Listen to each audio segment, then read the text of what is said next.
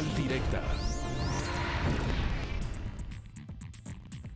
En los últimos días mucho se ha hablado acerca del tema de la fiscalización y partiendo sobre todo pues del nuevo modelo de la Auditoría Superior.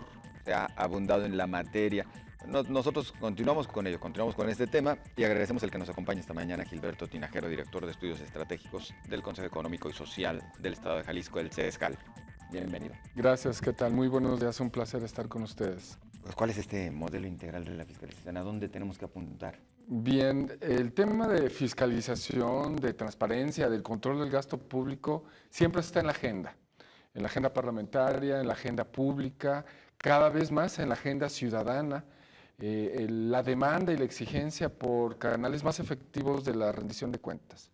Por ello, el CESJAL, en su naturaleza de Consejo Consultivo de las Autoridades Públicas, desde el año pasado, en el 2015, realizó un estudio que posteriormente se convirtió en la base de una recomendación, que es finalmente la característica del CESJAL, una recomendación respecto a un modelo integral de fiscalización de los recursos públicos y su impacto en la rendición de cuentas.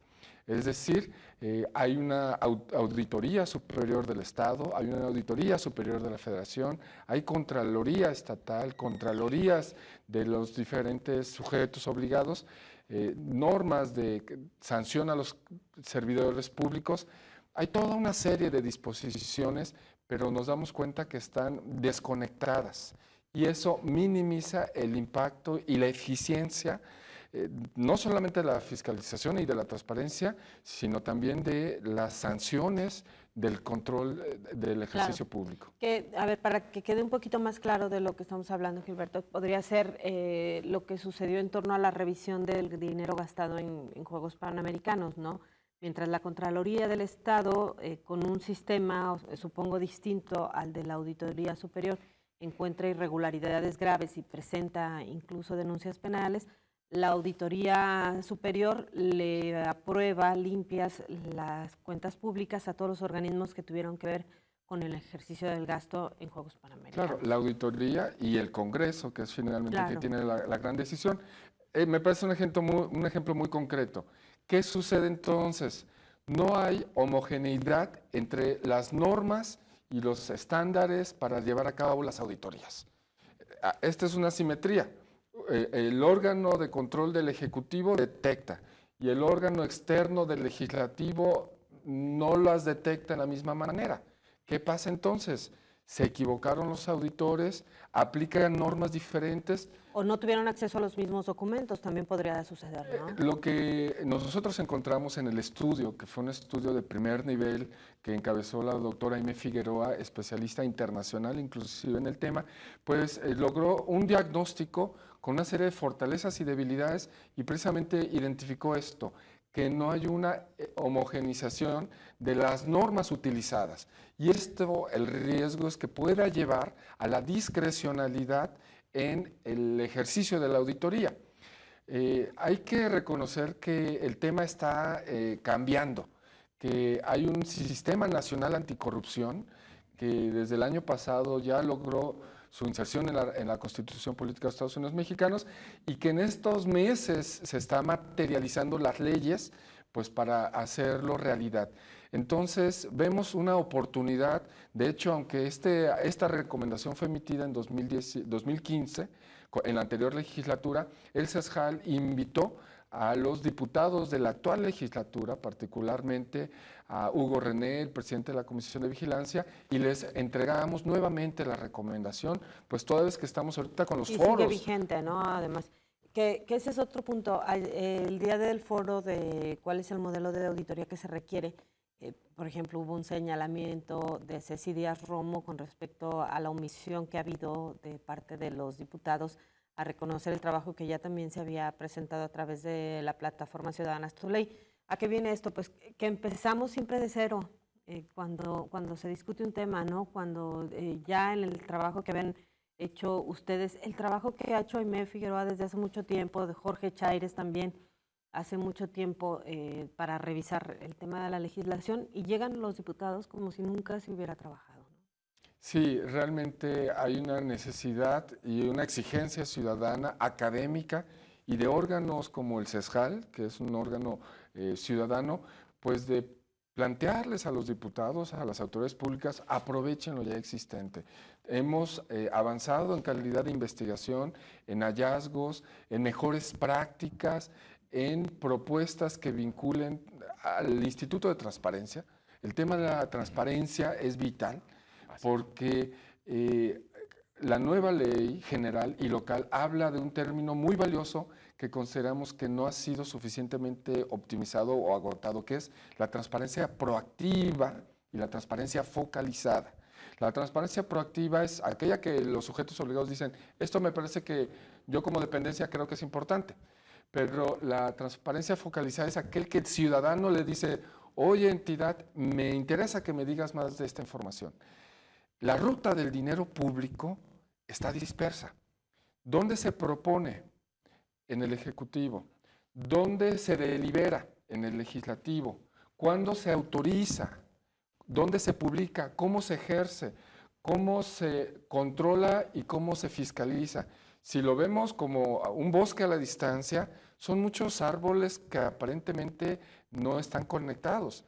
En la realidad hay una serie de puentes. El ciudadano, las entidades ciudadanas y también el sector político y también la oposición política, porque estos son derechos humanos y los derechos humanos son para ciudadanos, pero también son para políticos, y en una democracia es válido que la oposición política también conozca información, pues debe de conocerse con una mayor precisión y exactitud.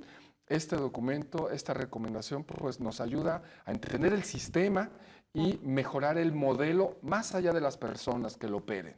Ahora, por supuesto que las personas son importantes. Hay un gran temor a la transparencia. En Jalisco, por ejemplo, el proceso de fiscalización es completamente opaco. Se ha negado el auditor superior, incluso si cualquiera que intente abrir el apartado que se refiere al trabajo de fiscalización se encontrará la leyenda no aplica.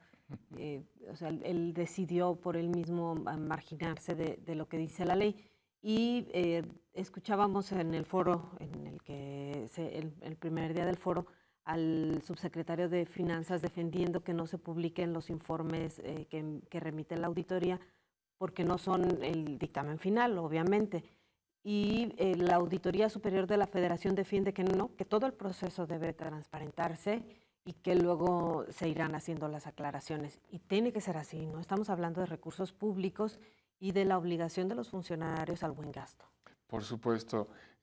En esta materia, la federación sí tiene una ventaja importante, interesante, que debemos de asimilar las entidades federativas del país. En el caso del informe, lo señaló muy bien el representante de la auditoría. Hay que distinguir lo técnico de lo político. Por supuesto. Lo político tiene su espacio y tiene su resolución y tiene sus reglas y tiene su lógica. Y lo técnico tiene también un espacio privilegiado que debe de blindarse. Entonces, ¿qué hace la Auditoría Superior de la Federación? En cuanto ellos terminan su estudio y lo entregan a la Cámara de Diputados, inmediatamente, en cuestión de segundos, ya está publicado. Lo cual permite a los ciudadanos, a la oposición política, estar observando, monitoreando el Congreso qué va a hacer. Y entonces vivimos un auténtico espíritu. En un solo sitio, con menos clics, aquí sería imposible encontrarlo. Y además en formatos accesibles a cualquier ciudadano, que eso es transparencia, accesibilidad, ¿no? Sí, gobierno abierto, parlamento abierto. La legislación federal lo dispone muy bien. La legislación estatal, no. Los esfuerzos, y que aquí mismo lo platicamos en materia de armonización de la ley de transparencia, de la ley local con la ley general, logramos, el grupo que impulsamos estas reformas, finalmente con el veto del gobernador y con una disposición de último momento del legislativo, logramos que al menos ese reporte final que haya causado Estado, no era lo que más, lo habían borrado, por cierto, que ¿no? ya ¿Te estaba, acuerdas? que estaba quitado de la iniciativa de ley, ya aprobada, por cierto, logramos que entrara y por lo menos, pues sí está dispuesto. Pero esto pone de relieve que la legislación, la calidad normativa en nuestra entidad en este tema es de media escala.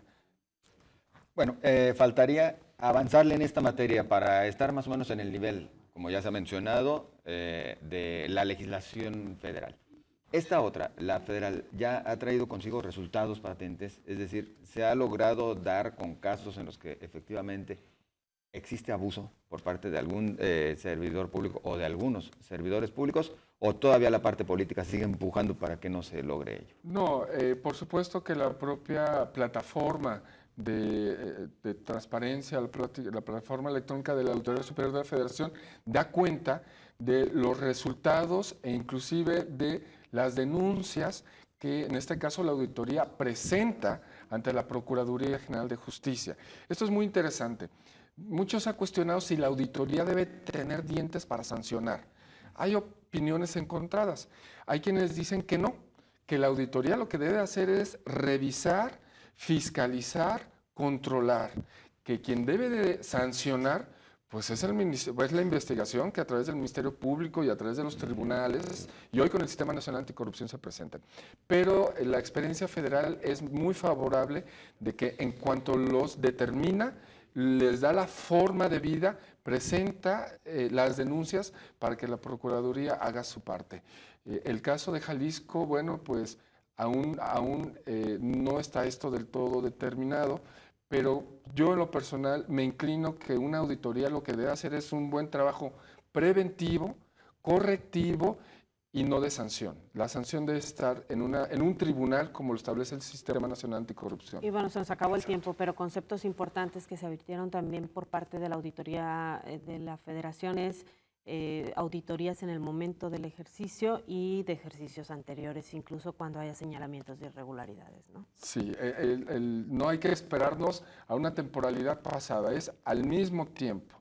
Esto sería una virtud de un sistema eficiente y de un modelo renovado que Jalisco tiene la oportunidad, los ciudadanos lo esperamos, los organismos como el CESJAL empujamos por ello y sabemos que habrá receptividad y sensibilidad de nuestros diputados. Falta que quieran nada más, ¿no? Voluntad Falta política, esperemos que la tengan. Muchísimas gracias, Gilberto. Al contrario, un placer, buenos días. Gracias, Buenos días. Gilberto Tinajero es director de estudios estratégicos de CESJAL y bueno, en este tema que está actualmente a debate en Jalisco, ¿cuál es el modelo de fiscalización que necesitamos?